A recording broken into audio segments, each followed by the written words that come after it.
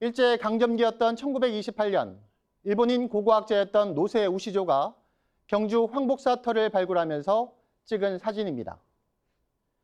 측량용 자 밑으로 12지신이 그려진 건물 기단이 보입니다. 보통 왕릉급 무덤에서나 볼 수 있던 12지신상이 신라 왕실 사찰의 건물 기단에서 발견된 겁니다. 지금까지 확인된 황복사 12지신상은 토끼와 뱀, 양, 말 등 모두 8개, 통일신라시대 최고 명작이 사찰 건물의 기단으로 쓰여진 것에 대해 우리나라 조사기관은 이렇게 결론을 내렸습니다. 황복사터에서 발굴된 12지신상은 인근의 가릉, 즉 쓰여지지 않고 버려진 왕릉에서 옮겨져 재활용된 것이다. 또 이 버려진 왕릉의 주인은 8세기 초 재위 기간이 5년에 불과했던 효성왕으로 자신이 묻힐 능침을 준비했다가 화장되는 바람에 사후에 그대로 방치된 것이다. 자, 이런 발표에도 황복사 12지신상과 추정 왕릉지에 대한 고고학계의 논란은 끊이지 않았습니다.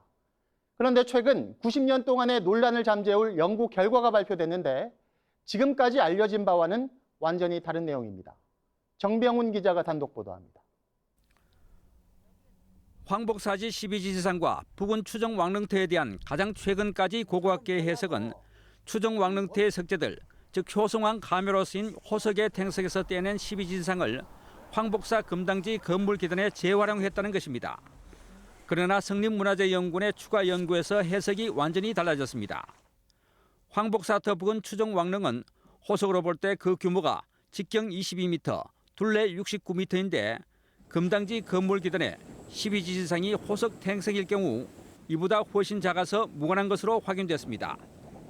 특히 추정 왕릉에 12지신상이 붙어있던 탱석이 훨씬 더 컸습니다. 그 대신 문무왕을 화장했다고 전해지는 인근 능지탑에 무정을 한 12지신상이 황복사터 추정 왕릉지 호석의 탱석에서 가져온 것으로 확인됐습니다. 크기를 맞춰봤을 때 완전히 일치합니다. 또한 능지탑의 무복 12지신상은 사천왕상 등의 복장을 한 것과 부조의 양감 등이 황복사터 호석 주인으로 추정되는 효성왕의 동생으로 대를 이은 경덕왕릉의 호석과 거의 일치해 시기적으로도 같습니다. 특히 경덕왕릉의 호석 갑석 결부 방식과 황복사터 추정 왕릉지 호석 갑석 결부 방식이 같고 크기와 조각 기법, 치석 방법 또한 일치해 황복사터 추정 왕릉 호석이 통일신라 후기에 떼어져 능지탑에 사용됐음이 분명하다는 설명입니다. 무복상 12지 왕릉은 전체적으로 봤을 때 경덕왕릉의 규모라든지 그다음에 결구 방식이라든지 그런 것들하고 거의 동일합니다. 효성왕으로 보는 것이 타당한 거로 생각이 됩니다.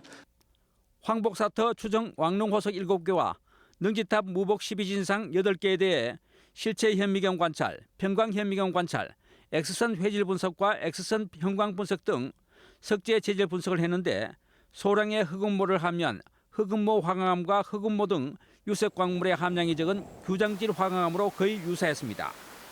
일반적인 가장 기초적인 조사를 가지고 비교를 해본 건데 그걸로 봤을 때는 비슷한 점이 굉장히 많아요. 같은 돌이라고 하는 게. 1928년 황복사터 12지신상이 처음 모습을 드러낸 뒤 추정 왕릉지를 놓고 신문왕릉이다, 민해왕릉이다, 왕비릉이다 등 다양한 추정만 계속되어 왔는데 90여 년 만에 효성왕의 가묘만 있고 이 가묘의 호석에서 떼어낸 12지신상이 능지탑에 재사용된 것으로 최종 확인된 것입니다. 또한 황복사터의 건물 기단에 쓰인 평복 12지신상이 별개의 것이라는 것도 새롭게 확인됐습니다. TBC 정병훈입니다.